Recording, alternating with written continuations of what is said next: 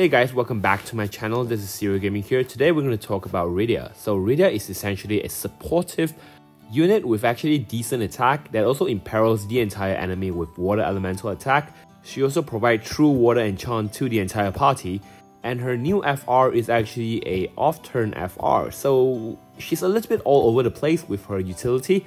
But anyway, Rydia can provide a 100% party evasion with her LD having 3 stacks and or 3 turns for you to evade all the attack per character, and of course she actually lands 3 turns blind to the entire enemy from her FR.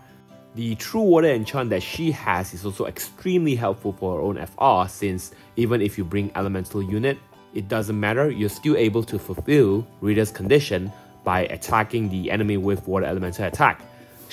Of course, she pairs with Terra in her FR, which is really good because 2 waifu, who doesn't want that? And of course, she has a very strong FR with a strong condition and a 50% HP damage cap up in her FR, which is really awesome. The only problem, or I should say the only thing that is holding Rydia back, is that she has totally no counter in her kit, meanwhile her FR being more relegated to an off-turn usage rather than on-turn, mainly because of the fact that you want enemy to get more turns. You can of course use her FR and let the enemy get some turns to boost your HP damage bonus up, and then use another character to enter their BT, for example, or use their on-turn attack so that they can benefit from the HP damage bonus that you get from the enemy getting turns.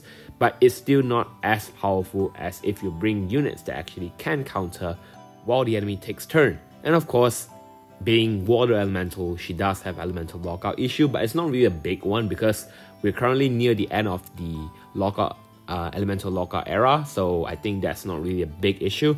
But like I said, Rydia has a very strong FR. Looking at her condition, every time she evades an attack, including all those off-turn threshold attack, for example, she still gained that 50% every time she evades it per enemy attack. So 2 enemy, every time the enemy gets 2 turns, you'll be able to gain 100% from that 2 turns itself. Is just extremely good.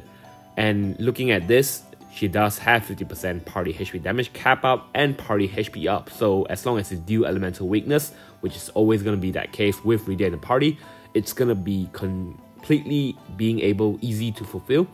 And if you're bringing units to actually synergize really well with her evasion, obviously, unit that requires them to get hit to counter like Oran and Gladiolus won't be really good, but units like Core is actually really awesome here, since he follow up regardless of whether or not he's taking a hit.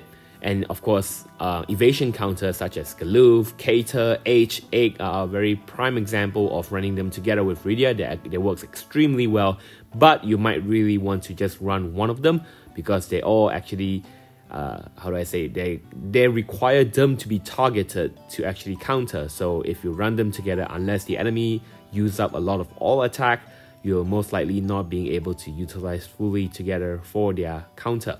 And of course, trap users such as Maria, Mean Wolf, Fedron can work really well as well, since they only requires the enemy to take turns rather than having them to perform any hits on the character itself.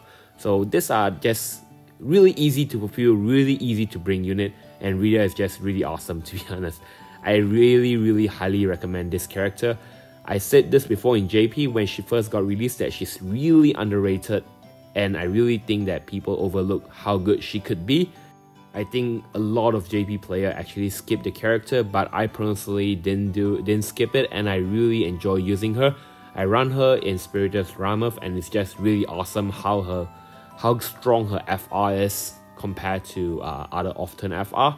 So yeah, I personally would highly recommend her. She's not a very high priority, but I still think she's one of the better, stronger FR that could be really helpful in the future, especially if you're looking for evasion. Do know that evasion FR is not really that common. So yeah, again, I highly recommend pulling for her, especially when you have units like Galoof at your expense. So since Galoof will always be able to evade, you can rest assured that you get that 50% easily.